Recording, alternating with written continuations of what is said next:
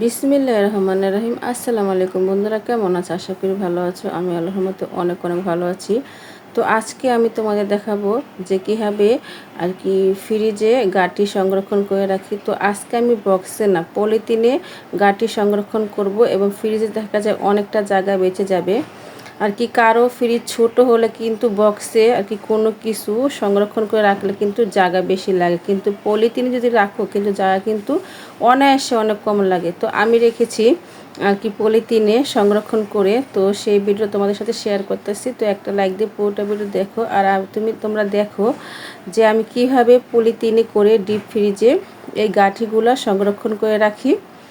তো পলিথিনে রাখলে কিন্তু অনেকটা জায়গা বাঁচে। দেখা যায় যার ফ্রিজ বড় তার তো কোনো কথাই নেই, আর যাদের ফ্রিজ ছোট তাদের কিন্তু বক্স রাখতে গেলে কিন্তু অনেক জায়গা লাগে। এই যে কচুরমুখিটা কিন্তু সবসময় পাওয়া যায় না, এটা কিন্তু শুধু গরমকালে পাওয়া যায়। অনেক সময় কচুরমুখি খেতে ইচ্ছা করলে কিন্তু শীতকালে পাওয়া যায় না। সব সবজি পাওয়া যায় কিন্তু কচুরমুখি, লতি এগুলো পাওয়া যায় না।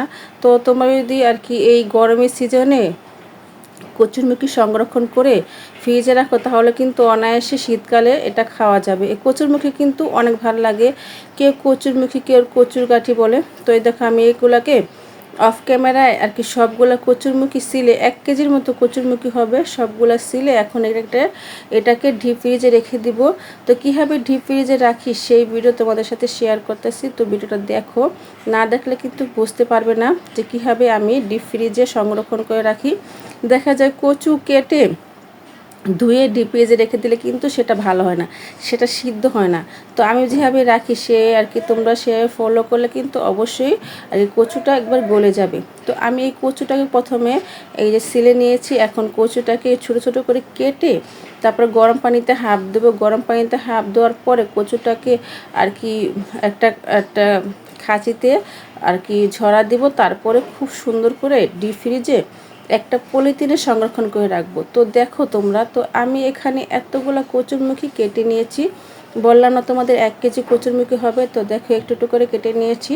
তো এটাকে এখন আমি একটু গরম পানিতে মাত্র একটা আর কি বলক দিব। আর কি একটা যদি বলক নাই তাহলে কিন্তু কচুরমুখীগুলো শক্ত শক্ত হয়ে যাবে, সিদ্ধ হবে না।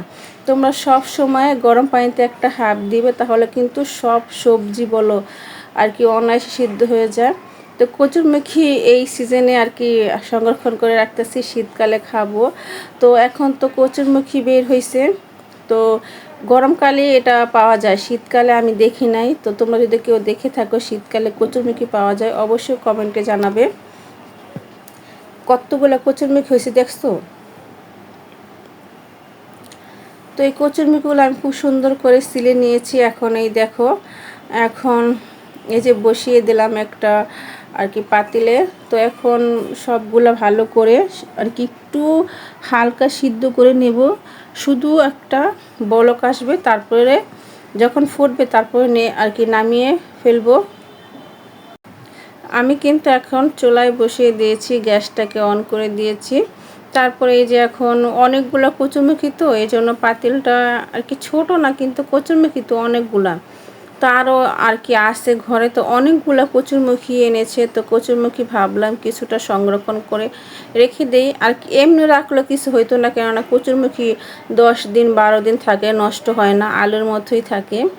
তারপর দেখো তোমরা ভিডিওটা, তো কারা কারা আমার মতো কচুরমুখী সংরক্ষণ করে রাখো অবশ্যই কমেন্টে জানাবে। আর অবশ্যই সবসময় চাইবে যে যাদের ফ্রিজ ছোট তারা সবসময় পলিথিনে সংরক্ষণ করবে, কেননা বক্সে না অনেক জায়গা লাগে। তো আমি তো বক্সেই রাখতাম, এখন ভাবছি পলিথিনে রাখি, যেহেতু পলিথিনের জায়গা একটু কম লাগে। দেখছো এটা কিন্তু একটা আর কি ফুটে গেছে পানিটা, তো হয়ে গেছে। এখন একটা বড় একটা খাঁচিতে ঢেলে নেব, তারপরে ঠান্ডা করার পরে প্রায় 1 ঘন্টা পরে এটাকে আমি ফ্রিজে রাখবো। তোমরা অবশ্যই ঠান্ডা করে রাখবে, গরম রাখলে কিন্তু কচুরমুখিটা নষ্ট হয়ে যাবে। যখন একবার প্রায় 1 ঘন্টার মতো ঠান্ডা করবে, যখন ঠান্ডা হয়ে যাবে তখন পলিথিনে ভরে অনায়াসে ফ্রিজে রেখে দিবে। যখন গরমকালে ইলিশ মাছ বা ইচা মাছ দা খেতে এত মজা, এত টেস্টি, ধারণার বাইরে। কচুরমুখী কিন্তু ইলিশ মাছ, ইচা মাছ দিয়া খুবই ভালো লাগে। সবাই সব মাছ দা খায়, অনেকে কচুরমুখী মাংস দিয়া খায়, কিন্তু আমি কখনো খাই নাই। ভাবছি একবার ট্রাই করব, দেখব কেমন লাগে। ভালোই লাগবে। কচুরমুখী তো প্রায় আলুর মতোই আলু জাতীয় একটা খাবার। অনেকে এটাকে পিছলা আলু বলে, যেহেতু এটা পিছলা পিছলা এই জন্য অনেকে পিছলা আলু বলে। তো আমরা একে কচুরমুখী বা কচুর বা গাঠি, কচুর সরা বলি। কচুর সরা কখনো বলি নাই, কচুরমুখী আর কচুর গাঠি বলি।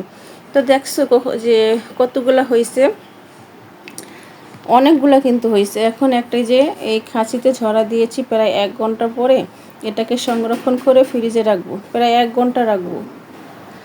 1 ঘন্টা পর যখন ঠান্ডা হবে তখন এটাকে আমি একটা পলিথিনে আর কি সংরক্ষণ করে ফ্রিজে রাখবো। তো তোমরা দেখো, ভিডিওটা দেখছো, এখান থেকে আর কি দেখো তোমরা কীভাবে আমি সংরক্ষণ করে ফ্রিজে রাখি। তো ধোঁয়া হতেছে, অনেক গরম, এখন রাখবো না। এখন রাখলে কিন্তু নষ্ট হয়ে যাবে। তোমরা এই ব্যাপারটা অবশ্যই খেয়াল করবে সবসময় আর কি। যে সবজিগুলা তোমরা আর কি হাফ দিবে সেটা অবশ্যই ঠান্ডা করে তারপরে ফ্রিজে রাখবে, না হলে কিন্তু নষ্ট হয়ে যাবে। তারপরে আজকে অনেক আর কি গরম পড়ছে।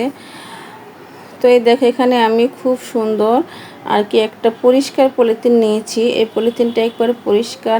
তো এখানে চিনি এনেছিল, তো ওটাকে আমি আর কি সুন্দর করে আর কি ঝেড়ে তারপর নিয়েছি। তো এই দেখো এখন আমি পলিথিনে ভরে নিলাম। এখন এটাকে আমি খুব সুন্দর করে সংরক্ষণ করে ফ্রিজে রাখবো। তো এখন তো আমি পলিথিনে ভরে নিয়েছি। যেহেতু পলিথিনে সংরক্ষণ করব তাহলে কিন্তু জায়গা অনেক, ফ্রিজে জায়গা কিন্তু অনেক বেঁচে যাবে, অনায়াসে আরও অনেক কিছু রাখা যাবে। তো আমার ফ্রিজটা কিন্তু বেশি বড় না, একটু ছোট, এজন্য বক্সে রাখবো না, পলিথিনে রাখবো। তো কারা কারা আমার মতো আর কি সবজি সংরক্ষণ করে ফ্রিজে রাখো অবশ্যই কমেন্টে জানাবে। আর ভিডিওটা কেমন হয়েছে তাও কমেন্টে জানাবে। শুধু দেখো তোমরা কীভাবে রাখি আমি। কচুরমুখী ভর্তাও কিন্তু খুব ভালো লাগে। আজকে আমি দুপুরে কচুরমুখী ভর্তা বানিয়েছি। তো এই যে আমি এখন ফ্রিজে রেখে দেবো। দেখছো আমার ফ্রিজে কিন্তু আমি সব সবজি কিন্তু পলিথিনে রাখি, কেননা জায়গা অনেক বেঁচে যায়। আদা, রসুন, তারপরে যে দুধ সব আমি একটা পলিথিনে রেখে দিই, বক্সে রাখি না। বক্সে রাখলে অনেক জায়গা লাগে। ভিডিওটা দেখার জন্য সবাইকে অসংখ্য ধন্যবাদ। তোমার সবাই ভালো থেকো, আমার পাশে থাকো, আমাকে বেশি বেশি সাপোর্ট করো। সবাইকে আল্লাহ হাফেজ, ভালো থেকো সবাই।